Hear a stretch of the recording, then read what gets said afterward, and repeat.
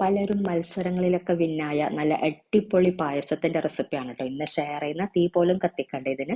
അപ്പൊ ആദ്യം തന്നെ 2 കപ്പ് തിളപ്പിച്ചാറിയ പാല് ചേർത്ത് കൊടുക്കുന്നുണ്ട്. പിന്നെ വേണ്ടത് ഇളനീരിന്റെ കാമ്പ്. ഇളനീരിന്റെ വെള്ളത്തിൽ ഒന്ന് അരച്ചെടുത്തിട്ട് ചേർത്ത് കൊടുക്കാം. ഏകദേശം 2.5 കപ്പ് മുതൽ 3 കപ്പ് വരെ ചേർത്ത് കൊടുക്കാം.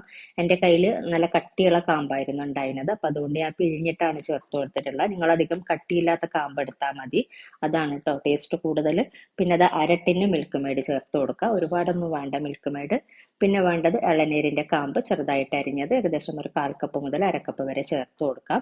ഇനി വേവിച്ചെടുത്തിട്ടുള്ള ചൗവരിയാണ്. ഇതും 1/4 കപ്പാണ് ചേർത്ത് കൊടുക്കുന്നത്. കുറച്ചു നേരം കുതിർത്ത് വെച്ചിട്ട് ഒന്ന് വേവിച്ച് വെള്ളം ഊറ്റി ചേർത്ത് കൊടുത്താൽ മതി.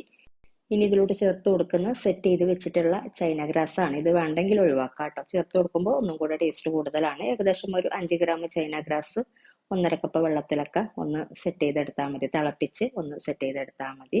ചെറുതായിട്ട് കട്ട് ചെയ്തിട്ട് വേണം ഇട്ട് കൊടുക്കാനായിട്ട്. ഇനി ഇതിലോട്ട് നമ്മൾ ചേർത്ത് കൊടുക്കുന്ന ഏലക്കാപ്പൊടി കുറച്ച് ചേർത്ത് കൊടുക്കാം.